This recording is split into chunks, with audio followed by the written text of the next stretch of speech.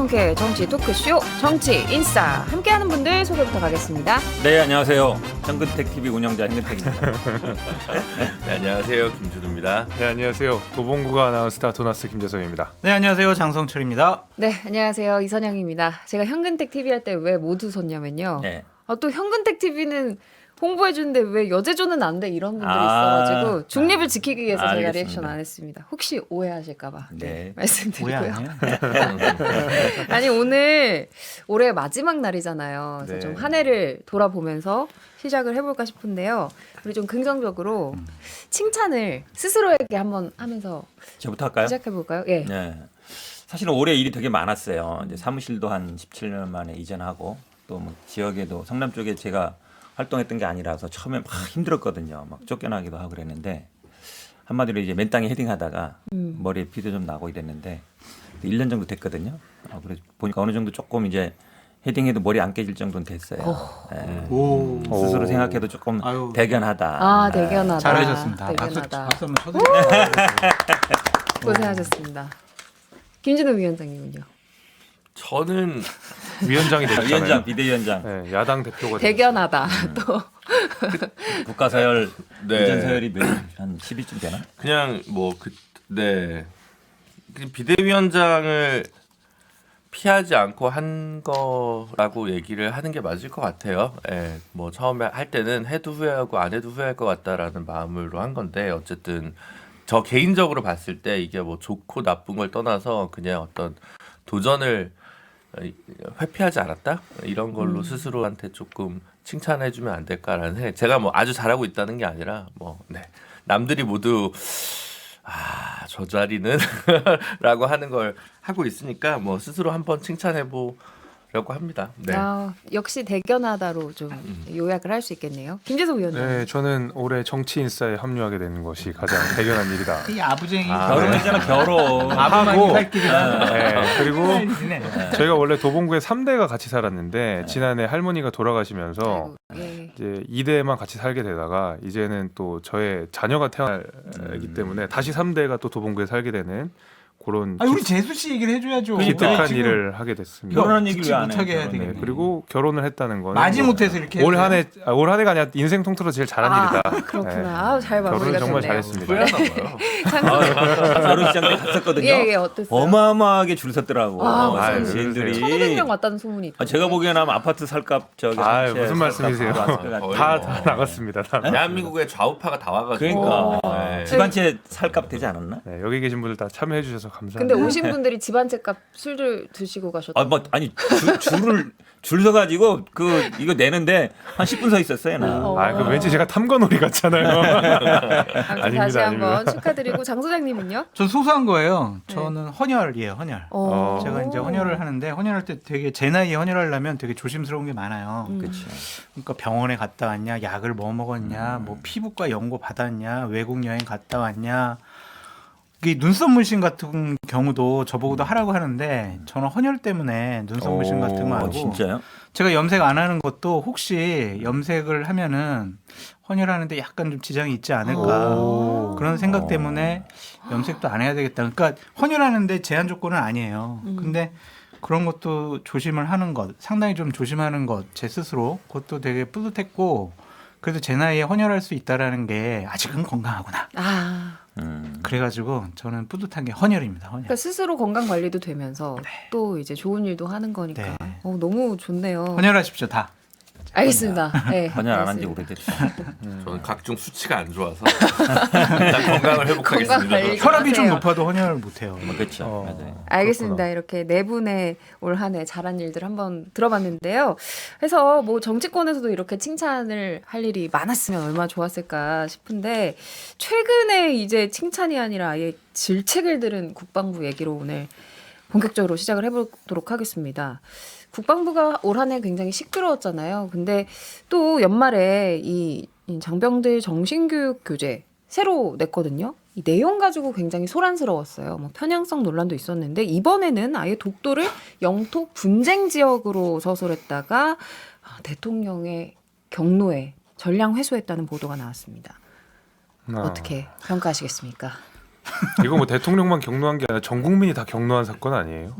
네. 뭐 심지어는 저희 당의 이제 모 의원님께서 그 기사를 저한테 SNS로 보내주시면서 선거 치르지 말자는 소리구나라고 저한테 보내셨어요. 물론 빠르게 그 입장을 냈고 당에서도 냈고 대통령실로 내서 다행히 그냥 마무리는 됐지만 뭐 말도 안 되는 일이죠. 그런 거는 있어서도 안 되는 일이고 이 정도로 그 교재가 나가도록 방치했었던 것 자체가 전 시스템상의 큰 문제라고 생각하고 보니까 집필진들 제가 그걸 알아보니까 대개는 그 교재를 집필할 때 집필진들이 여러 외부 인사들을 참여하게 됐는데 이번 집필진 같은 경우에는 다 영관급 인사, 그러니까 군대 내부에서만 선정을 해가지고 집필을 했더라고요. 되게 단순히 교재라는 게 그냥 뭐 정문 교재만 만드는 게 아니라 뭐 국제 관계라든지 역사라든지 다양한 내용들이 들어가기 때문에 외부 필진들이 들어가야 되는데 그런 필진들이 이번에 참여를 안 했다는 것. 감사위원 내부에서도 이명박 정부 때 문제됐던 분이 계셔가지고 뭐 또 감사위원 자체도 문제가 됐고 여러 가지 시스템상의 하자가 좀 발견이 돼가지고 여기에 대해서는 엄중하게 책임을 갖고 앞으로 임해야 될 거라고 생각합니다. 그 부분을 지적하는 목소리가 많더라고요. 네. 그러니까 국정 최고 책임자가 사실은 대통령이잖아요. 그러니까 경로의 주체가 아니라 그 사과? 지적하신 것들을 좀 돌아보고 이런 오히려 사과를 했어야 되는 거 아니냐? 그렇죠. 이런 경로는 이야기가 오히려 뭐 있는데요. 국민들이 경로를 해야 되고 대통령은 국정 책임자잖아요. 지금 여당도 어찌 보면 마찬가지고 그럼 여당이나 대통령은 일단 죄송하다. 우리가 미처 제일 살피지 못했다. 국민들께 죄송하다. 하고 그다음에 이제 국방부를 질책해야 되는데 예. 경로했다 그래버리면 이거 갑자기 바뀐 것 같아. 이분들이 다 야당인가? 여당이 아니라 야당인 것 같고 갑자기 뭐 시민을 대변하겠다고 하신 것 같은데 근데 이제 반응이 처음에 나왔을 때 이랬잖아요. 주어를 잘 보세요. 또 예. 처음에 그랬잖아요. 또 그랬어요? 응, 주어 얘기했잖아요. 이게 뭐 주어? 그러니까 그러다가 주어를 뭐로 착각했다고 뭘로 해도 생각한 걸까요? 그렇죠. 일본으로 근데 이제 대통령이 착각했다고 경로했다 보니까 생각한 그다음부터 확 바뀌어가지고 잘못했습니다 예, 예. 하는 거잖아요. 예, 예. 그러니까 이 정책을 하거나 국방부나 이 모든 분들이 국민을 보는 게 아니라 이제 대통령 심기만 보는 거예요. 대통령 경로했다 그러니까 그때야 막 잘못했다 그러고. 근데 사실은 이게 우연한 일이 아니란 말이에요. 독도 사진 그 독도 지도에서 빠진 것도 처음에는 뭐 일본과의 관계 때문에 이렇게 해명했단 말이에요. 그러니까 전반적으로 윤석열 대통령이 일본에 대한 태도를 기본적으로 좀 친일적이고 아니면 예. 지난번에 후쿠시마 때 또 보면은 굉장히 일본 입장을 대변하고 있는데 군인들이 사실은 어찌 보면 제일 정권 눈치를 잘 봐요. 이 정책 기조. 그러니까 군인들은 어찌 보면 정권이 어떻게 가느냐를 잘 본단 말이에요. 거기 따라간 거잖아요. 근데 갑자기 어느 날 갑자기 튀어나온 건 아니라고 봐요. 방금 이제 현 변호사님이 말씀하신 거는 정확한 멘트가 국방부가 이 서술된 문장의 주어가 이들 국가다. 그렇기 때문에 주변 국가의 주장을 인용한 것이지 우리 주장이 아니다라고 해명을 한 거예요. 그거를 왜 인용을 합니까? 장병들 정신교육 시키는데 이 정신 그러니까 빠진 사람들 아니냐라는 좀 생각이 들고 제가 먼저 얘기하고 네, 위원장님은 네, 나중에 네. 정리하세요. 갈 때까지 갔다. 진짜 항복이다 그렇게 말씀을 드리고 싶어요. 있을 수 없는 일이죠. 그리고 뭐 다른 문제점 지적은 다 두 분이 해주셨는데 저 후손들한테 큰 죄를 지은 것 같아요. 일본에서 이거 어떻게든 확보해가지고 나중에 어떠한 국제사법재판소 갔을 때 봐라. 대한민국 국방부에서도 분쟁 지역이라고 하지 않았느냐. 자인했다. 그러한 증거 자료로 사용할 수 있지 않을까? 하여튼 있을 수 없는 일이 벌어졌어요. 김 위원장님. 어쨌든 이게 집필에 참여한 군인과 그 군무원들 정신교육이 필요한 것 같습니다. 그렇지 않겠어요? 그들의 정신. 네. 아니 네. 지금 뭐 본인들이 누구 정신교육을 시킬 교재를 작성할 게 아니라 본인들의 정신을 한번 성찰해보고 점검해보고 이게 하는 거고 이게 이제 기존의 정권이 바뀔 때마다 지난 정부 특히 이제 여야가 이렇게 바뀔 때 기존에 새로 들어간 기술이나 있었던 서술을 좀 바꾸려고 하는 그러니까 반경향 때문에 뭐 써야 되는지를 잃어버리고 좌표를 잃어버리는 이런 것들이 너무 좀 심한 것 같아요. 국방이나 이런 부분들은 좀 특별히 뭐 주적 개념이나 이런 거 논쟁적인 부분이 있겠습니다만 적어도 영토 분쟁과 관련된 부분에서는 여야나 뭐 진보 보수가 특별히 있는 건 아니잖아요. 예, 예. 저는 이 부분은 조금 너무 안이하게 오히려 정치 군인으로 가고 있다. 혹은 보신 군인, 그 승진 군인으로 가고 있다고 생각하고요. 사실 장관 자체도 의원 전에 막 태극기 부대에서 뭐 발언하고 이런 것 때문에 적격 논란이 있었는데 이런 거 보면 사실은 좀 이게 꼭 파면까지 갈 일인가라기보다는 원래 부적격 인사였기 때문에 빠르게 국방부 장관 그냥 교체하는 것이 답이다라고 생각이 듭니다. 그렇죠. 독도는 알겠습니다. 분쟁 지역으로 기술할 게 아니라 국방부는 독도를 지키는 일을 해야 되는데 아무튼 이번엔 큰 실수였다고 생각하고 한일 외교 관계를 위해서 이렇게 말도 안 되는 소리죠. 무슨 독도 준다고 한일 아이고. 외교가 그건 예. 말도 안 되는 소리고 제가 알겠습니다. 아무튼 크게 뭐 시민단체들에서 네. 말씀하신 것처럼 뭐 책임을 져야 파면 된다고 요구까지는 생각합니다. 있었는데 신원식 장관이 이제 출입기자단 간담회에서 모든 책임을 지겠다 이렇게 공식 사과했다는 이야기까지 하고요. 광고 듣고 오겠습니다.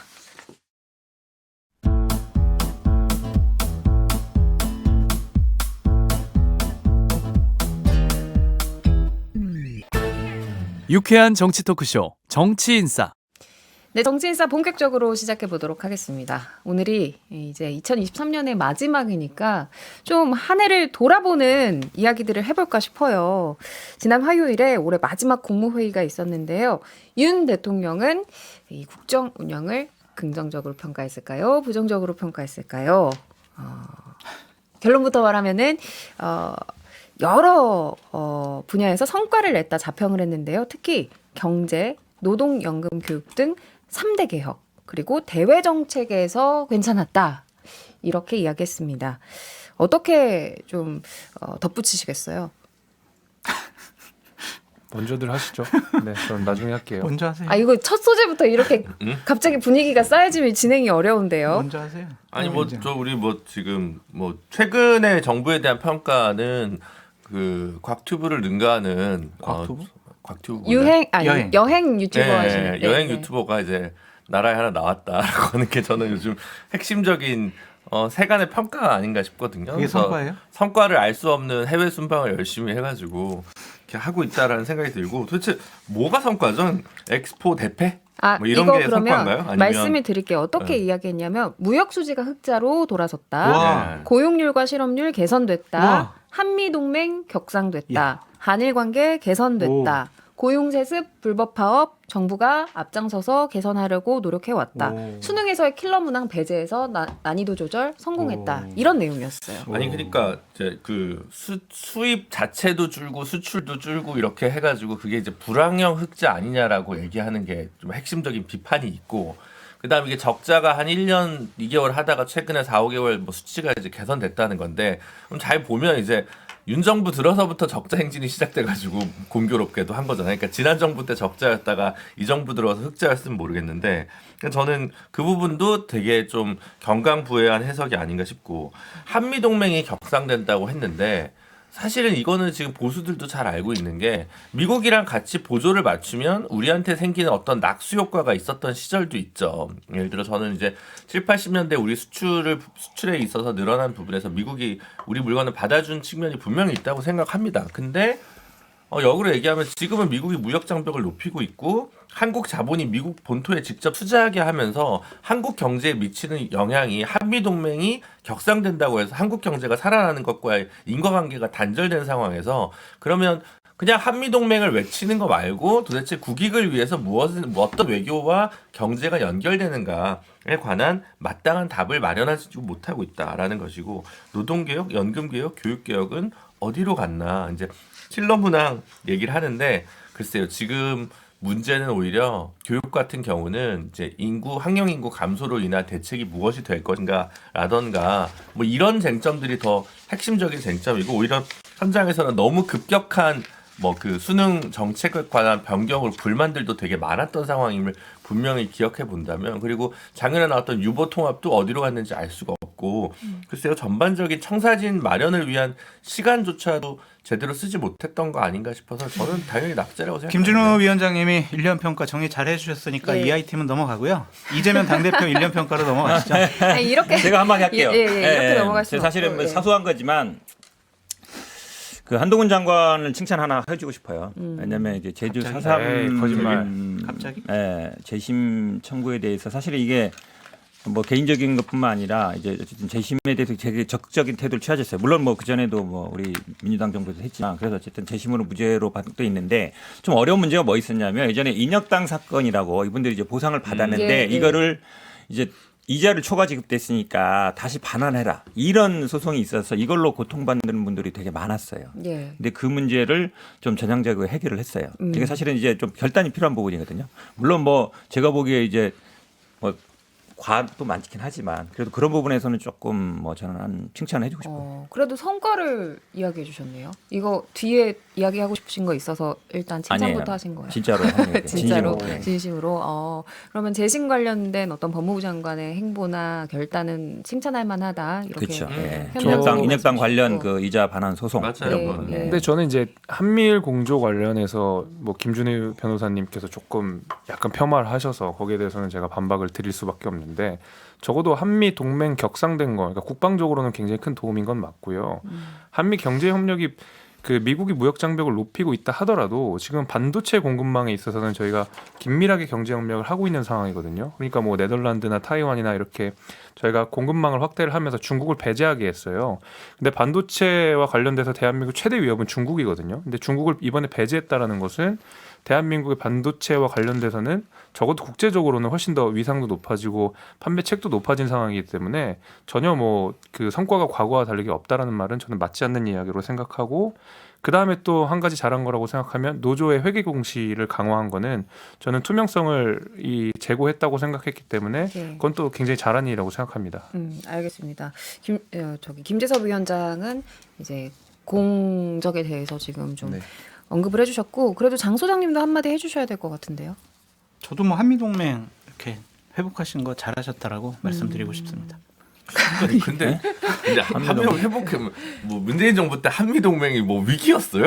아니 그러니까 저는 그건 전혀 이해가 하지 않고 예. 그러면 보수가 생각하는 예. 한미 동맹이 위기였죠 그 전에. 왜 그러냐면 트럼프 공화당 그만해요, 대통령인데 이제. 갑자기 김정은 만나고 하니까 위원장님. 보수가 갑자기 멘붕이 왔었던 거 아니에요? 위원장이 그만해 이제. 그 무슨 그리고 수출은 계속 감소했는데 그리고 야, 그럼 대중무역 유호종 적자가 얘기한다? 생겼는데 기호종 얘기하세요. 하고 싶은 거 아니에요. 오히려? 그거는 금태섭 대표님의 리스크고 저희 리스크가 이제 아니에요. 아무튼 조금 넘어갈게요. 좀 평가 점수로 우리가 한번 간략하게 정리를 하고 다음 얘기를 또 해보려고 하는데 점수를 뭐 몇 점 기준으로 내볼까요?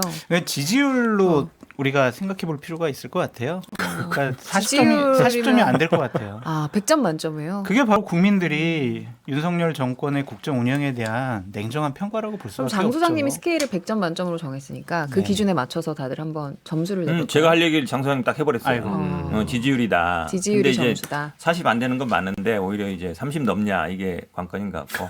아, 또 왜 그래요? 30 30대 넘잖아요. 30 초반. 초반.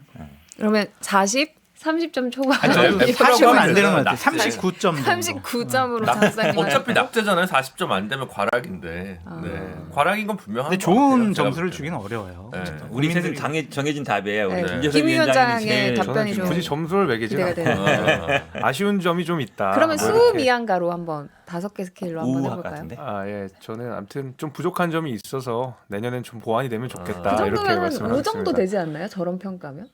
지금 미 아이 뉘앙스에 왜 자꾸 곤란하게 해요? 왜 그래? 미 정도 뉘앙스에. 아, 부족한 그러면- 건 보완해 나가겠다 이렇게 말씀드리겠습니다. 올해 인물로 한번 넘어가 볼게요.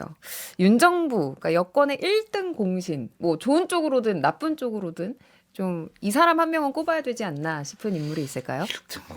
저는 아마 김기현 전 대표 꼽고 싶어요. 어. 왜냐하면 올해 초까지만 해도 예. 막 당대표고 막 공천도 내가 하고 막 엄청 잘 나가는 실세였잖아요. 윤핵관. 물론 뭐 바지 사장이라는 얘기도 들었지만 그럼에도 불구하고 딱 이랬는데 어느 날 갑자기 완전히 이제 나락으로.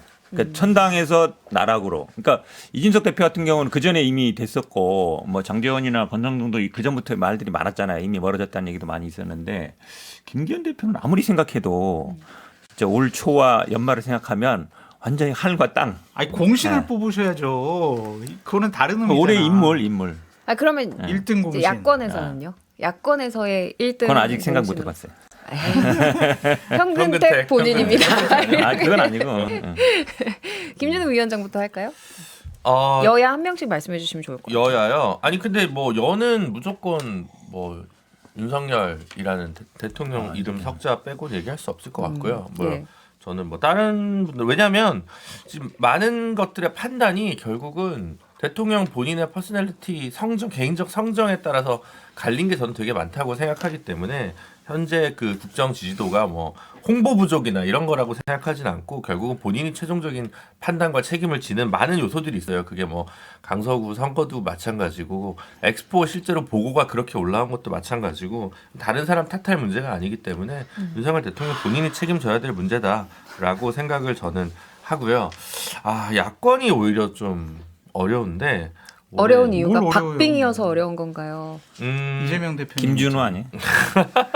이재명 대표. 저희 정치인사에서는 아무래도 네, 김준호 위원장이 되겠네요. 그 정도까지로 하겠습니다. 네. 김재섭 위원장님. 우리 여권에서는 저는 김태우 전 강서구청장 후보로 꼽겠습니다. 공신이요? 아, 예. 음. 왜냐? 공신. 보수 혁신의 신호탄을 아. 올린 사람으로서 제가 왜냐면 인수공양이구나. 그 전에는 이 보수의 위기설, 수도권 위기설 내지는 뭐 바뀌어야 된다라는 여론 이런 것들이 굉장히 추상적인 수준에서 머물다가 김태우 후보가 실제로 후보로 뛰면서 그리고 선거 결과를 만들어내면서 아 우리 보수 정당이 정말 위기구나라는 적어도 실체적인 근거를 마련했다는 점에서 보수 혁신의 신호탄이라는 의미에서 저는 김태우 전 강서구청장 후보를 꼽았고요. 야권에서는요. 야권에서는 누가 뭐래도 현근택이죠. 아 여러분 왜 그래 갑자기? 왜냐하면 이렇게 예. 자꾸 모든- 놀리실 거예요. 아닙니다. 방심에 끌려가 우리. 제가 말씀을 드릴 수가 있는 것이 왜냐하면 대다수의 친명 인사들이 굉장히 비호감이거든요. 뭐 아 김남국 야권 하지 의원, 말아야겠다. 최강욱 다들 의원 이렇게- 뭐 이런 분들이 그 친명 인사들이 비호감이 많았는데 그 이재명 대표의 비호감과 친명 인사들의 비호감을 유일하게 상쇄할 수 있는 친명 인사 야권의 실세이면서도 그래서 아마 야권에서 가장 유의미한 사람이 현근택 아닐까 이렇게 아 왜 생각합니다. 그래? 아 진지하게 갑자기. 좀 해주세요. 아, 진지합니다 저는. 김재섭 해줘 김재섭. 김재섭. 장 소장님이요. 저는 여권의 1등 공신은 장해찬 전 최고위원이라고 생각합니다. 왜냐면은요 이분이 알게 모르게 지금 여권의 실세이기도 하고 또한 많은 국민의힘 쪽 관계자들이 방송에 나오려고 하질 않았어요. 근데 이분이 방송에 나와서 여권의 입장을 상당히 논리적으로 대변을 좀 잘했다라고 말씀을 드리고 또한 내부에서 뭐 의총은 아니지만 저번에 당협위원장들 뭐 연석회의나 이런 때 갔을 때 상당히 본인이 군기 잡는 역할도 좀 많이 하셨어요. 방송에 좀 많이 나가고 적극적으로 뭐 여권의 입장을 대변을 해야 된다. 그렇게 이제 하기가 쉽지 않거든요. 그래서 이분이 얘기한 거 상당히 어려웠을 텐데 그러한 얘기를 입장을 대변하는 것 상당히 용기 있는 행동이었다. 특히 우리나라가 미래 먹거리는 반도체 아니겠습니까? 그러니까 네덜란드에서 공부를 하셨기 때문에 이번에 네덜란드 순방 같이 가서 네덜란드와의 반도체 초격차 동맹을 위해서 되게 헌신하는 외교적인 활동까지 한 것을 보면 국내 정치와 외교까지 장해찬 전 최고위원의 역량이 이번에 발휘된 한 해가 아니었느냐 그런 생각이 좀 듭니다. 웃음기를 빼고 말씀을 하셨는데 어떻게 받아들일지는 또 장 청취자들의 소장님이 몫일 것 같아요. 정치 20년 있더니 역시 야 진짜인데? 얼굴색 하나 안 변하고 약간 저렇게 얘기하는 자 게. 그럼 야권에서는 야권 이재명 당대표죠. 그러니까 야당은 이재명 당대표를 빼놓고는 어떻게 여러 가지를 뭐 우리가 분석을 하고 해석할 수가 없고요. 긍정평가, 부정평가 있지만 본인이 긍정평가를 좀 해보면 와, 그저 재판받고 조사받고 이거 일반인 저 못 견뎌요. 그런데 지금까지 저렇게 고집스럽게 당대표직 유지하는 거 보면 개인의 정치적인 생명을 위한 건지 진보 진영의 내년 총선 승리를 위한 건지 저희는 알 수는 없지만 그렇게 참 버티신 것만 해도 대단한 정치적인 역량과 고집과 신념을 갖고 있다. 그래서 야권의 인물은 이재명. 그렇게 말씀드려요. 알겠습니다. 뭐 중의적인 평가가 가능할 거라는 표정이신 것 같은데 네, 청취자분들께 해석은 맡기도록 하겠습니다. 일단 1년간 총평은 여기서 좀 마무리를 하고요. 광고 듣고 와서 본격적인 이야기를 해봐야겠네요.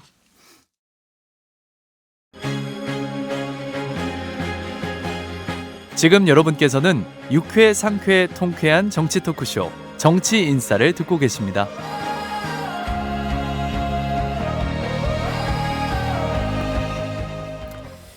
광고 듣기 전에 올해의 인물을 이야기했는데 이 얘기를 빼먹었네요. 윤석열 대통령에게는 올해의 인물이 박근혜 전 대통령일 것 같다는 의견이 있더라고요. 벌써 올해만 3번째 만났는데 이유는 총선을 앞둔 어떤 계산이 있다. 이렇게 해석을 해야 될까요? 양측의 이해관계가 맞아 떨어졌다. 양측의 윤석열 네. 대통령으로서는 내년 총선에 대구 경북이 흔들리면 안 된다. 대구 경북 결속시키기 위해서는 그쪽에 일정한 지분과 영향력을 갖고 있는 박근혜 전 대통령이 다른 생각과 판단, 행동을 하면 안 된다. 그래서 박근혜 전 대통령부터 잡아놓자라는 생각인 거고, 박근혜 전 대통령은 본인을 지금 계속 측근해서 많은 일을 도와주고 있는 유용하 변호사를 내년 총선에서 배지 달아주기 위해서 좀 윤석열 대통령에게 좀 여러 가지 얘기를 좀 하지 않았을까, 그런 생각이 듭니다. 그거는 취재가 된 거예요? 아니면은 이제 소장님께서 생각하시기에 취재 반, 보시기에? 저의 뭐 뇌피셜 반인데 예. 두고 보세요. 야, 장성준 네가 한 이야기가 맞았구나. 야, 유영아 배지 달았네. 공천 받았네. 아마 그런 일이 3월 초에는 벌어질 겁니다. 있습니다. 지켜보도록 하고요. 근데 사실 위기는 수도권인데 이제 부산 엑스포 이제 그거 떨어지고 나서 이제 부산도 뚫렸고 이제 TK라도 지키겠다는 건지 저는 좀 이해가 안 가는 거거든요. 그러니까 쉬운 걸 하고 있는 거예요.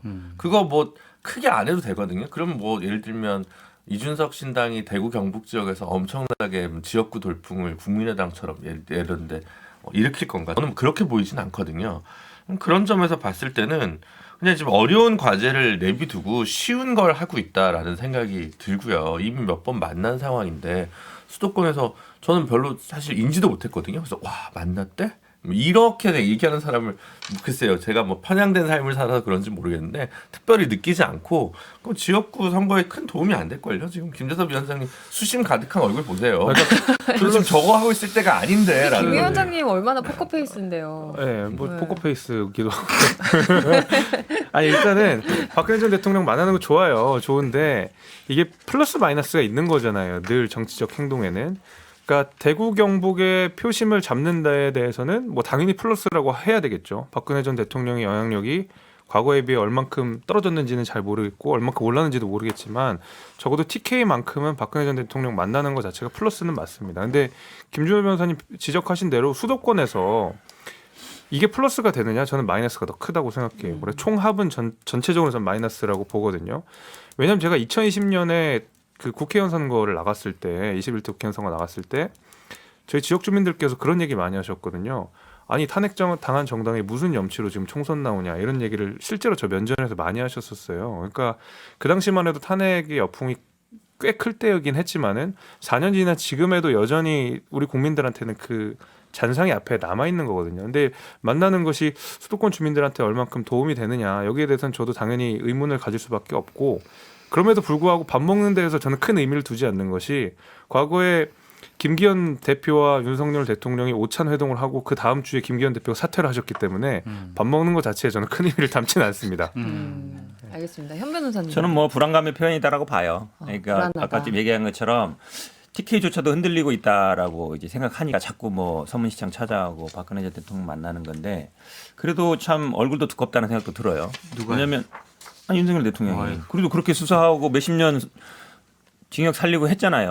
그럴 때 장본인인데 그럼 그거에 대해서 어느 정도 이제 메시지라든지 아니면 뭐 좀 고생했습니다라든지 이런 게 있어야 되는데 물론 만나서는 할 수는 있어요. 근데 국민들은 모르잖아요. 무슨 얘기를 하는지. 예. 그러다 보니까 결국은 지금 TK에서 영향력이 있는지 모르겠지만 자꾸 가서 이제 만나고 뭔가 하면은 거기 TK에서라도 뭔가 붙잡을 수 있을 것처럼 생각하는데 과연 TK에서 지분이나 영향력이 지금도 있을까요? 젊은 분들은 아마 그렇게 생각 안 할 것 같아요. 그때 장 소장님 다녀오셨을 때 그래도 영향력이 아직 있는 것 같다 그런 말씀하지 않으셨어요? 영향력이 있다라고 말씀을 드렸다라기보다 영향력이 있을 거야라고 좀 생각을 하는 것 같아요. 그래도 박근혜인데 그래도 박근혜 전 대통령이 움직이면 불쌍하잖아. 그게 그때 대구시장 갔다 오셨을 때 민심을 그렇죠. 읽으신 그래도 거죠? 박근혜인데 막 그런 얘기를 많이 하시긴 하시는데요. 저는 정치적인 영향력은 그렇게 크진 않고 상징적인 영향력이다. 그렇게 말씀드려요. 왜냐하면 박근혜 대통령이 이제 사회로 나오시고 나서 처음으로 적극적인 지지를 했었던 분이 바로 유영하 변호사인데 네. 대구시장 경선 보시면 알잖아요. 홍준표 시장이 압도적으로 이기셨거든요. 김재원 최고가 2등이고 아마 제 기억으로는 유영하 변호사는 하위권이었던 걸로 기억해요. 네. 근데 박근혜 전 대통령이 거의가 아니죠. 유일하게 지지했던 후보가 그 당시에 유영하 변호사였는데도 불구하고 대구시장의 경선에서 그렇게 나왔다고 하는 것은 박근혜 전 대통령의 영향력이 특혜에서도 예전 같지는 않다라는 얘기인 거죠. 그러니까 그럼 왜 가서 만나요? 인간적 정서적 영향력이 네. 있는 거지 이게 아. 어떤 정치적인 영향력이라 보기는 어려운 것 같아요. 그 큰 의미 두지 마시라니까요. 네. 그냥 불쌍하네, 그냥 아유 짠하네. 현면님도 그 정서는 이제 있죠, 늘. 같은 분석을 하신 거잖아요. 저도 영향력은 별로 없다고 봐요. 근데 어쨌든 만난다는 게 중요하잖아요. 그것도 3번이나 이게 쉬운 일이 아니잖아요. 그러면 기대하는 게 있는 거거든요, 분명히. 거기 어떤 메시지가 나오길. 그러니까 뭐 윤석열 이제 현 정부를 좀 지지한다든가 저는 유영하 변호사 공천보다는 윤석열 대통령이 원하는 그림은 나에 대한 지지, 직간접적으로. 그리고 국민들이 이제 그 TK 쪽에서 다 알 거 아니에요. 박근혜 대통령을 저렇게 고생시킨 사람이 윤석열 대통령인데 저분이 지금 보수의 우리를 대표하고 있어? 그거에 대한 양가 감정이 있을 거란 말이에요. 그런 거를 좀 이렇게 허물어주기 원하는 그래서 어쨌든 보수의 적통을 내가 이었다. 이런 이제 아마 좀 그림을 그리고 싶은 건데 잘 안 되는 것 같아요. 보통 잘 될 거면 한두 번 만나면 될 텐데 계속 만나는 거 보면. 알겠습니다. 이런 가운데 박근혜 전 대통령과의 만남 얘기는 여기까지 하고 그 대통령실의 인사 얘기로 좀 넘어갈게요. 김대기 대통령 비서실장이 교체가 됐어요. 좀 뭐 이제 일을 한 지는 한 20개월 됐으니까 뭐 교체를 할 법도 하다는 해석이 있는 반면 갑작스러운 거 아닌가? 이런 평가도 있거든요. 경질이죠. 어떻게 읽어야 돼요? 경질. 이거 경질이에요. 네, 왜냐하면 두 가지 이유인데 하나는 지난달에 2실장 체제에서 3실장 체제로 바꿨잖아요. 그렇죠. 예, 맞아요. 예, 예. 그럼 비서실장 바꾸려면은 그때 바꿨어야 돼요. 아, 그때 썼어야 될 거를 그 어떤 체제를 변화시킬 때 인사를 하는 거거든요. 사람을 바꾸는 거거든요. 그때는 가만히 있었단 말이에요. 그러면은 당분간 유임이라는 생각을 가졌을 거고 또한 대통령께서 마음속에 새 비서실장이 이관섭 정책실장이 적임자였어라고 생각을 했으면 정책실장을 그러면 딴 사람을 시켰어야죠. 그때 바꿨어야 되는데. 그렇죠. 그러니까 그리고 뭐, 예, 예. 그리고 또 하나는 지난 10월에 김대기 비서실장이 용산 대통령실 관저 옆에 비서실장 관저로 이사를 했어요. 아, 지난 그러면은 10월에. 오, 그러면 한 2달도 안 두 달 돼서 이사를 또 가야 되는 상황이에요. 그러니까 본인은 바뀔 거라고 생각하지도 않았을 거고 어. 그리고 대통령도 바꿀 생각이 없었는데 이러한 것들을 보면 갑작스럽게 우리가 알지 못하는 어떠한 이유로 경질됐다라고 보는 것이 합리적인 추측 같습니다. 그리고 이제 후임의 이관섭 정책실장. 네. 정책실장으로 승진한 지 한 달 정도 됐더라고요. 네. 그러니까 이게 뭐 방송국 상황에서 좀 대입을 해서 생각을 해보자면 이제 대규모 개편 때 앵커가 안 바뀌고 있었다가 갑자기 한 달 있다가 이제 앵커가 갑자기 바뀌었다든지 그럼 이제 여러 가지 이야기가 나올 수 있는 거잖아요. 그런 상황이 아닐까 싶은데요. 다른 분들은 어떻게 장 생각하셨어요? 소장님이 그 우리가 알지 못하는 이유를 아실 것 같으니까 한마디 해주셔야죠. 우리는 모르니까 잘. 흉흉한 소문이 많아요. 네. 저 김대기 비서실장과 관련해서 그래서 방송에서 말씀을 드리면 저 또 구속당하고 드럼통에 빠지니까 얘기는 못하고 하여튼 여러 가지 흉흉한 소문이 많은 것 같다. 그래서 김대기 비서실장이 2주 전인가 3주 전에 그런 막 소문 난 거에 대해서 직접 본인이 고소까지 했어요. 여러 가지 일들에 대해서. 그럼 뭐 대기업 예, 예. 뭐 인사에 관여한다 뭐 이런 게 헛소문이다라고 고발한 거잖아요. 그렇죠. 그 대기업이 어디예요? 몰라요? 자, 이거는 이제 좀 취재가 좀 나오고 아니, 근데- 공식적으로 이야기를 할 수 있을 때 하면 좋을 것 같고 경질을 당했다는 분석이잖아요. 그럼 그렇죠. 왜? 이유를 우리가 좀 알아야 결정적인 될 것 거는 그런 것 같아요. 부산 엑스포 부산 실패가 엑스포. 저는 결정적인 이유였다고 보거든요. 왜냐하면 한 달 전에 인사 개편이 있긴 있었지만은 우리가 한 달이 채 지나기 전에 이제 지난 11월 말에 부산 엑스포 유치에 처참하게 실패했었던 거고 부산 엑스포 유치는 사실 비서실 주도로 이루어진 게 맞거든요. 그러면 중간에 보고가 제대로 안 이루어졌다든지 아니면 너무 과장된 보고를 했다든지 이런 식의 그 여러 가지 이제 문제점들이 있었던 걸로 보이고요. 거기에 대해서는 뭐 명백한 책임 소재가 있다 보니까 인사 개편 이후에 이루어진 그 부산 엑스포 실패도 저는 경질의 중요한 이유 중에 하나라고 봅니다. 근데 그럼 결정적으로 그렇게 봐요. 생각하면 타이밍이 그때 딱 경질을 했어야 될 것 같은데. 그 이후에 이제 누적된 몇 가지가 또 있었죠. 근데 뭐 그 외교부에서 백수순을 부산 엑스포 유치 실무 총괄한 오영주 2차관은 장관으로 승진시켜 줬잖아요. 저도 그렇게 알고 있지만 여하튼 그 엑스포가 결정적인 이유였다고 알고 있습니다. 아니 이게 사실은 그 엑스포는 대외적인 거는 다 국정원에서 다 했다고 얘기하고 나머지는 방송에서 할 수 없어요. 그냥 그럼 우리 제 언론 카톡방에 보도를 좀 통해서 얘기 좀 해주세요. 네. 잘라. 언론 보도를 통해서 나온 내용들을 저는 저희 확인해드릴 그러면 뿐입니다. 정치 인싸 멤버십을 해가지고 거기에서 유료를 유료로? 받자고요? 네, 비공개를 조건으로. 공영방송이 또 그럴 그러니까 수는 그 없죠. 네. 뭐죠? 저기 조선일보에서도 사설에 3월에 김성한 안보실장 교체 때도 좀 이상했다라고 했는데, 그러니까 계속 지금 그 뭐 교체할 수 있죠, 교체할 수 있는데 인사에서 안정감이 전혀 없어요. 그래서 이렇게 해서 국정 운영을 지금 안정적으로 수행할 수 있느냐라고 하는 부분에서 물음표가 계속 뜨는 거고, 제가 이게 뭐 뭔가 흑막이 있는 것 같아요. 이건 그러니까 뭐라고 하죠? 궁중암투? 뭐 이런 궁중암투. 이런 것들의 뭐 어떤 권력 관계 속에서의 미묘한 그 긴장 속에서 결국 날아간 거라고 저는 생각이 드는데, 그래도 이렇게 태가 나는 게 좀 좀 별론 것 같아요. 저는 예를 들면 이관섭 정책실장을 그럼 그대로 유임을 시켜놓고 비서실장을 새로 적임자를 구하는 것이 맞지. 여기서 왜 또 이관섭 실장을 하고 지금 성태윤 교수인가 저기가 지금 정책실장 갔잖아요. 뭐 나쁜 그 인선은 아니라고 생각하는데 뭐지 하여튼 계속 좀 이해가 안 가는 부분이 요런 있고, 거 하나는 이른바 이제 V2와의 관계성의 문제 아닌가라는 생각을 설마요. 다들 하실 수밖에 보세요. 없을 것 같아요. 지금 저희가 너무 부의제로라는 이렇게 사실관계에 맞지 않는 드라마를 내용들. 쓰게 되면요, 드라마국으로 우리가 가야 돼요, 정치인사가. 그 네. 흉흉한 소문 중에 하나만 좀 말씀드리면은 그 지금 말씀하세요, 네. 네. 장제원 라인을 좀 이번에 좀 당하고 대통령실에서 좀 뺀 것이 아닌가라는 좀 생각이 들어요. 김대기 실장은 대통령실에서 대표적인 장제원 라인이고, 당에서 대표적인 장제원 라인 현의 당직이었던 분 중에 이만희 사무총장이 장제원 라인이었거든요. 그러니까 이번에 뺐잖아요. 그러니까 그런 차원의 뭐 분석도 있는 것 같아요. 어떤 내막이 있었는지는 사실 지금 아무도 몰라요. 아무도 모르지만 어쨌든 김준호 위원장이 말씀하신 건 이렇게 좀 운영하는 게 인사의 운영에 있어서는 좀 난맥처럼 보인다. 그리고 일관되지 않아 보인다라는 지적을 해 주셨고, 이런 가운데 이제 지난 22일에 앞서 2명의 장관이 인선된 데 이어서 이번 주에 장관급 인사 5명의 임명이 있었습니다. 김홍일 방통위원장 가장 큰 주목을 받았고요. 최상목 기획재정부 장관, 송미령 농림축산식품부 장관, 강도형 해상수산부 장관, 오영주 중소벤처기업부 장관까지 이렇게 5사람인데, 이 중에서 최상목 장관을 제외하고는 인사청문 경과 보고서 채택이 안 됐어요. 네. 여기 야당 입장부터 한번 들어볼까요? 야당? 네. 여당이라고 생각해 지금? 아니, 그게 아니라 야당이 야당이라고 게 아니라 교만해. 사실은 이적설이 아니라 오만한 민주당 뭐 이런 그건 거 아니고, 이준석 사실은 왜냐하면 비서실장설. 지금 장관 임명에 대해서는 별로 관심 다 없어요.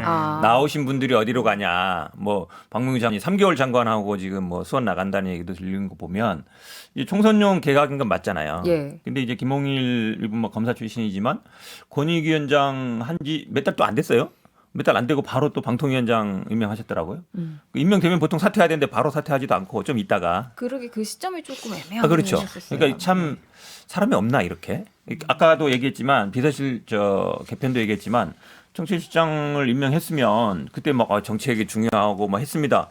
근데 몇 달 만에 또 비서실장 임명하고. 그러니까 결국은 인재풀이 굉장히 좁다. 그리고 거기에는 결정적으로는 제가 보기에는 신뢰하는 사람, 믿을 사람 많지 않다. 근데 이게 지지율이 높고 막 이런 사람들이 뭐 내각에 들어가려고 하고 장관을 하려고 그러는데 지금 지지율이 안 좋잖아요. 그럼 앞으로 돌려막기는 더 심해지지 않을까 이런 생각이 좀 들어요. 믿을 사람이 없는 거죠, 별로. 또 믿고 이것도 맡길 사람. 일관되게 쭉 좀 안정적으로 가기는 무리가 있는 인사다. 이렇게 그렇죠. 보시는 그러니까 거예요? 결국은 뭐 검사 출신이나 아니면 본인하고 같이 일해본 사람을 신뢰한다는 평가가 많은데 그런 사람 말고 결국은 인사가 이제 국정 철학을 보여주는 거거든요. 그러면 항상 얘기하지만 뭐 좀 폭넓게 인사를 써야 되는데 그러지 못한 것 같아요. 그러면 이제 현 변호사님한테 이 질문 드렸으니까 김홍일 방통위원장 질문으로 조금 더 들어가 볼게요. 인사청문회 끝난 지 이틀 만에 빠르게 임명이 됐잖아요. 이게 좀 이례적인 속도라는 평가던데 좀 야당이 협조해 줄 리가 없다 이런 판단이었을까요? 뭐 그렇기도 하겠죠. 근데 이제 지금 방통위에 걸린 여러 가지 문제들이 있잖아요. YTN 문제나 여러 문제들이 있어서 이걸 빨리 해결하고 싶은 생각이 있는 것 같고 또 총선을 앞두고 있으니까 어떻게든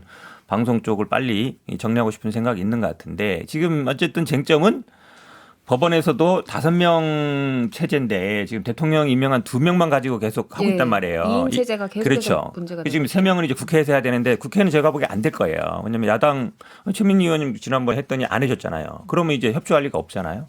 그럼 이제 2인 체계로 계속 갔을 때 지난번에는 법원에서 이거 부당하다 이렇게 했거든요. 부적절하다는 그렇죠. 합의제 입장을 기구이기 냈죠. 때문에 네. 최대한 더군다나 이제 대통령과 이 5인 체제를 한 건 국회에서 야당 2명, 여당 1명, 대통령 2명 이렇게 해서 균형을 맞추라는 취지잖아요. 근데 그냥 대통령 임명한 2명 가지고 다 결정해버리면 앞으로 이게 만약에 법원으로 갔을 때는 유사하게 결정 날 가능성이 높아요, 대단히. 그러면 사실은 아무것도 안 되거든요. 그래서 방통위원장을 임명했지만 급하게 뭐 처리할 수 있는 일이 있을까 싶어요. 방통위원장 이야기를 계속 하다 보니까 청문회에서 이런 지적도 있더라고요. 고민정 의원이 그 민원 사주 의혹에 대해서도 막 여러 질문을 했었거든요. 근데 거기에 대해서는 류일임 방심위원장이 좀 부적절하게 처신했다는 취지로 이야기한 걸로 저는 이해를 했어요. 예, 뭐 조금 설명을 드리면 류일임 방심위원장이 뉴스타파 인용 보도 관련해서 이제 심의를 받을 예정이었던 방송사들 관련해서 지인들과 그 측근들을 동원해서 민원을 넣은 거 아니냐 이런 의혹이 있었고 거기에 대해서 이제 김홍일 방송통신위원장 후보자가 좀 부적절한 것 같다. 사실이라면 이 내부 고발자는 좀 보호하는 조치를 해야 된다라는 정도의 입장을 냈거든요. 다른 분들은 여기에 대해서는 뭐 다 같은 입장이신 거죠. 그러니까 이게 사실이라면은 나라의 공직의 기강이 무너지는 것이 아니냐, 그리고 시스템이 무너지는 것이 아니냐라는 걱정과 우려를 할 수밖에 없을 것 같고요. 어쨌든 국민의 세금으로 정부의 공식적인 조직이잖아요. 근데 이런 것들에 야당을 곤란해하고 야당을 공격하고 한 진영을 여러 가지 공격하기 위한 수단으로 이런 식으로 국가의 기관이 운영된다라는 게 맞는 것이냐. 이거는 여야, 뭐 보수 우파, 뭐 진보 이런 진영을 떠나서 대단히 부적절하고 잘못된 일이 벌어졌기 때문에 좀 사실관계가 제대로 밝혀졌으면 좋겠고 이걸 그냥 어물쩍 넘어가지는 않았으면 좋겠어요. 근데 도리어 류 위원장은 자신의 의혹에 대해서는 정확하게 답변하지 않고 이 민원인 정보를 유출해서 얘기한 것 자체가 개인정보 유출 관련한 범죄다 해서 검찰에 수사 의뢰를 했거든요. 근데 이제 유일임 위원장이 냉정하게 시간을 좀 두고 이 문제를 처리했으면 사실은 오히려 민주당이 곤란할 수 있었던 상황이었는데 이걸 무리하게 지금 이른바 민원사주처럼 돼버리니까 오히려 더 곤란해져 버리게 된 거예요. 예를 들면 지금 이 대상이 김만배 신학립 허위 녹취록 사건 때문에 벌어진 거잖아요. 그러니까 이거를 빨리 신속안건으로 좀 처리를 하기 위해서 무리하게 유일임 원장의 지인들이 말하자면 민원을 넣게 되는, 직접적으로 본인이 못하니까 이렇게 돼서 이제 역풍을 맞게 되는데 내용 자체는 문제가 있죠. 김만배 허위 녹취록은 말 그대로 우리가 한참 많이 다뤘지만 이건 실질적으로 문제가 있는 사안입니다. 그러면 우리가 시간을 좀 두고 이 실체적인 내용에 문제가 있다 그러면 절차적 정당성만 잘 지켰어도 사실은 민주당이 굉장히 곤란했을 뻔 상황이었는데 이게 절차적 정당성이 확보가 안 되다 보니까 오히려 지금 이 실체적인 내용까지도 우리가 공격을 받는 상황이 돼버리는 거예요. 그래서 저는 오히려 유일임 위원장이 지금 폭로에 대해서 반박은 안 하는 상황이잖아요. 그러니까 예를 들면 색출만 하라고 하는 상황이고 네. 이게 왜 나쁜지를 제대로 반박을 못 하는 상황이기 때문에 전 시간을 두고 좀 제대로 처리를 해야 되는 상황이다. 이거는 실제 절차적으로 문제가 있다 이렇게 생각이 됩니다. 그러니까 뭐 저는 제가 볼 때는 진정한 우리나라 보수를 아끼시는 분들이면 진짜 이렇게 사람이 없고 사람이 없나라고 생각을 하실 것 같아요. 그러니까 뭐 그래도 본인들 입장에서는 정권 교체를 했으면 뭔가 좀 괜찮은 사람, 그리고 문재인 정부 때보다는 인사 검증 기준이 전반적으로 엄격화되고 양질의 임무를 가야 될 거 아니에요? 근데 뭐 아들한테 1억 용돈으로 증여한 장관, 그죠? 이렇게 뭐 임명하고, 그 다음에 평생 외교부에 있었는데 중소기업에 대해서 뭘 할지 알 수 없는 분을 중소벤처기업부 장관으로 임명하고, 그 다음에 요즘은 이제 더 이상 문재인 정부 같을 때만 해도 음주운전 경력자는 장관으로 이제 임명을 안 했는데 음주운전에 폭력 전과 있는 분 해수부 장관으로 임명하고, 뭐 논문 표절은 뭐 다 있고, 뭡니까 이게? 그러니까 아무 기대도 안 하고, 저는 그냥 이 논의는 이제 약간 이렇게 돼야 될 것 같아요. 결국은 대통령의 장관 임명권에 대해서 국회의 동의 권한을 강화하는 방식으로 뭐 헌법 개정이든 법률 개정이든 하지 않으면 갈수록 그냥 사람들이 관심이 없을 것 같고, 그냥 대선의 전리품으로 장관 자리가 모두 전락하고 국회 청문회는 의미가 없는 자리가 되고 아니면 이제 이건 대통령제 자체를 어떻게 개혁해야 한다는 목소리로 이어가지 않으면 이제 저도 이제 관심이 없어지기 시작한 거예요. 얘기하면 뭐해? 그럼 얘기하면 뻔하잖아요. 아, 한동훈 법무부 장관은 끝까지 인사검증을 못했다. 뭐 이런 얘기밖에 할 게 더 있어요. 그리고 그냥 코드 인사밖에 없다. 뭐 능력에 따른 인사인지 알 수가 없다. 뭐 이걸로 끝나는 거고 방통위원장 뭐 김홍일 위원장 이렇게 임명할 전문성 없다 그러면 한상혁 위원장도 법조인 출신이 아니었냐. 한상혁 변호사는 원래 민원연 활동이랑 쭉 해가지고 그쪽 관련 경력이라도 NGO 활동이랑 쭉 있었어요. 김홍일 고검장은 전혀 그런 게 없었던 사람이고 명명백백한 건데 그래서 더 이상 뭐 보수에서도 할 말이 없고 그냥 다 체념하는 분위기로 가고 있는 게 진짜 생산적인 알겠습니다. 평론을 하려고 해도 더 이상 할 수가 없는 지경에 오르니까 저도 그냥 맥이 풀리고 흥미를 잃게 되는 것 같아요. 대통령실의 인사 문제를 얘기했는데요. 좀 여러 비판의 목소리가 나온 가운데 인선 얘기를 좀 이어가 보도록 할게요. 한동훈 비대위의 인선에 대한 이야기가 사실은 이번 주에 화제를 더 모으기는 했어요. 비대위원 이제 구성이 나왔는데 평균 나이가 44세 젊어졌다는 평가고요. 또 임명직 중에서는 이제 현역 의원이 김혜지 의원 1명. 그래서 비정치인 중심으로 꾸렸다. 그래서 뭐 변화를 시도한 부분에 대해서는 다 같은 평가인 것 같은데 우리 정치사 멤버들은 좀 어떤 기대와 또 어떤 우려를 갖고 있는지 궁금하네요. 기대하기가 한솔씨 그러세요. 좀 쉬워 보이지 않고 우려와 걱정스러운 걸 좀 말씀을 드릴게요. 그러니까 이분들이 정치를 안 하셨던 분들이거든요. 그러면 정치적인 발언에 대해서 메시지에 대해서 본인들이 얼마나 큰 파장을 불러일으킬지 아마 모르실 거예요. 한동훈 장관 같은 경우도 이제 법무부 장관 했을 때랑 비대위원장 했을 때랑 본인의 발언의 단어 하나만 가지고도 정말 어마어마한 일들이 많이 벌어질 것 같거든요. 근데 그런 거를 정치를 처음 해보는 비대위원들이 발언을 좀 제대로 잘 할 수가 있을까라는 좀 생각이 들어서 비정치인으로 꾸린 게 좀 염려가 된다는 말씀. 발언의 정치적인 파장에 대해서 이분들이 잘 모를 거예요. 근데 기자들은 집중적으로 막 취재할 거거든요. 아우 뭐 김 의원님 이거에 대해서는 어떻게 생각하세요? 그래서 거기서 만약 윤석열 대통령이나 여권과 다른 얘기를 하기 시작을 하면 어마어마하게 크게 파장이 나올 것 같은데 우려하시는 것처럼 기자들이 묻기도 전에 과거 발언 때문에 논란이 되고 있잖아요. 네, 그렇잖아요. 그러니까 이런 것들이 되게 좀 우려스러워. 그래서 두 가지로 생각할 수 있어요. 뭐야, 내가 비대위원이니까 내가 하고 싶은 말 해야지라고 할 수가 있고 또 하나는 그래, 나 진짜 조심해야 되겠네라고 하면서 아무 말도 하지 못하는. 그래서 한동훈 비대위원장만 보이는 비대위원회가 되지 않을까라는 생각이 듭니다. 저도 저 평가에 동의합니다. 왜 그러냐면 이뇨한 혁신위 때 딱 보여줬어요. 이뇨한 혁신위원장이 막 박경영이 얘기하면 뭐 그다음에 이제 회의했다 얘기하잖아요. 그럼 그 혁신위원들도 뭔가 생각이 있었을 거란 말이에요. 근데 나와서 얘기한 건 아무도 없었어요. 그냥 안에서만 얘기한다. 그러면 지금 장 소장님 얘기 같은 거를 아마 당에서 비대위원들한테 얘기할 거예요. 절대 기자 전화도 받지 마시고 다른 얘기 네. 하지 마시고 그냥 원보이스로 갑시다. 맞아요. 우리 비대위원장님. 왜냐면 이뇨한 혁신위만 해도 대변인 임명했었잖아요. 물론 이제 당이기 때문에 당 대변인이고 당에 대한 거는 다 대변인 통해서 나가는 겁니다. 라고 아마 방침을 정할 거예요. 그 말은 뭐냐면 그냥 회의만 하고 그냥 조용히 있다 가시라라고 하는 거죠. 그러니까 다른 얘기 나오면 안 된다. 라고 아마 주의를 많이 시킬 것 같아요. 네. 그럼 이뇨한 혁신이 때 이뇨한만 보였던 것처럼 그렇죠. 이번에 한동훈 비대위도 한동훈만 보일 가능성이 높다. 이런 평가. 자꾸 왜 이래세요, 근데? 이런 게 아니고 거니까. 네, 미국식이 아니고요. 이렇게 5숟가락 다 폈습니다. 저는 근데 좀 그 뭐 별로 낡았다고 생각해요. 기본적으로 보면 이제 대부분 젊어요 비대위원들이. 그러니까 제 나이 또래가 한 3명 있더라고요. 그 밑에 몇 명 더 있고 그보다 나이 많은 사람 2명인데 꼭 전향한 운동권에 갖다 놔요. 근데 이게 지금 96년에 그 공천할 때부터 유구하게 지금 보수에서 써먹는 방식이거든요. 운동권 출신 중에서 전향한 사람 갖다 쓰는 거.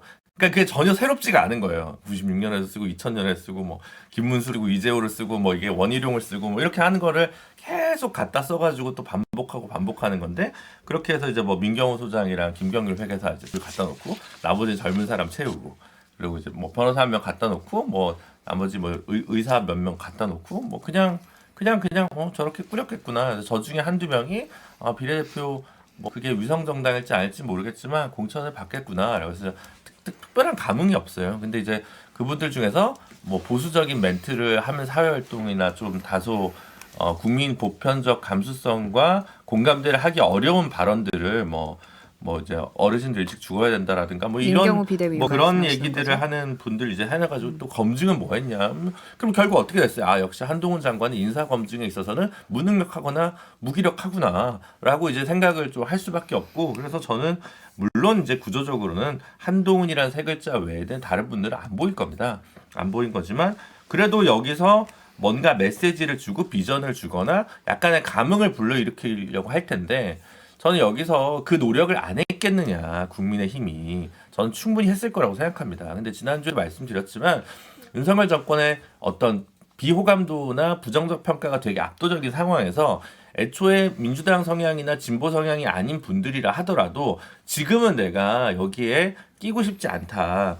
굳이 여기서 뭐 비대위원이든 뭐 국민의힘의 공천이든 가고 싶지 않다라고 생각하시는 분들이 더 많을 거고 그러니까 결국 이 정도 구성으로 마무리될 수밖에 없지 않았을까라고 봅니다. 우리 김 위원장도 안 가겠다고 많이 얘기하셨잖아요. 제안이 들어와도 나는 안 간다. 뭐 이건 저는 이제 뭐 도봉구를 지켜야 되는 것 때문에 그렇긴 했는데 그런 의도 때문에. 뭐 그것도 그랬지만은 저는 이번에 인선에 대해서 약간 그래도 좀 걱정을 했던 것이 이제 비정치인이 가지는 장점과 단점이 있어요. 장점은 뭐 새로운 시선으로 정치를 바라볼 수 있고 또 국민들이 오히려 정치에 대해 갖는 신뢰도가 워낙 낮기 때문에 비정치인에 대해서 오히려 더 신뢰를 높게 치는 것도 있습니다.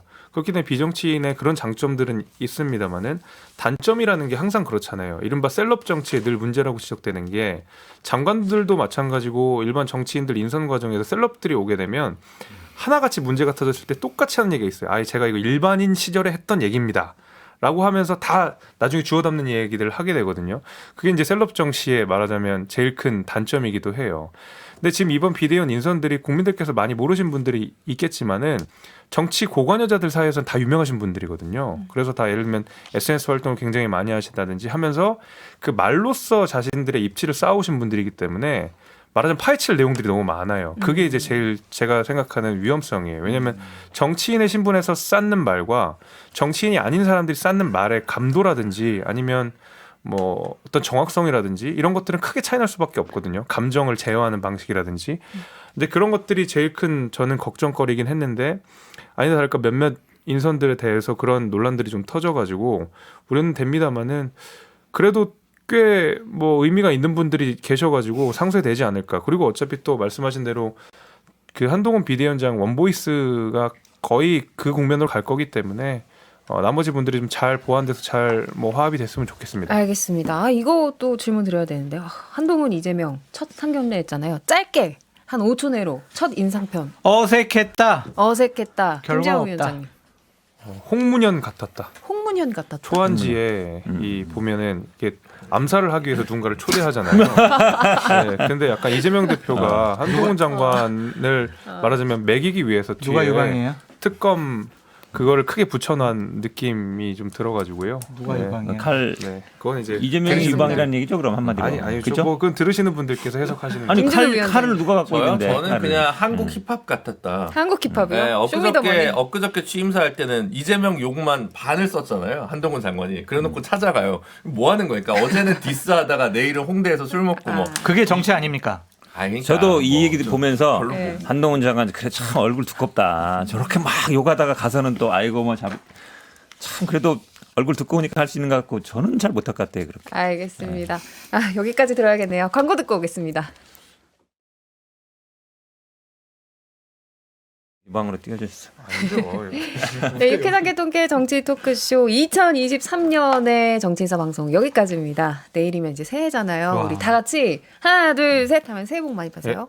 아시겠죠? 하나 둘 셋. 새해 복 많이 받으세요. 네, 저희는 다음 주 토요일 오전 11시 5분에 찾아뵙도록 하겠습니다. 행복하고 따뜻한 새해 맞이하시길 바라겠습니다. 고맙습니다. 감사합니다. 고맙습니다.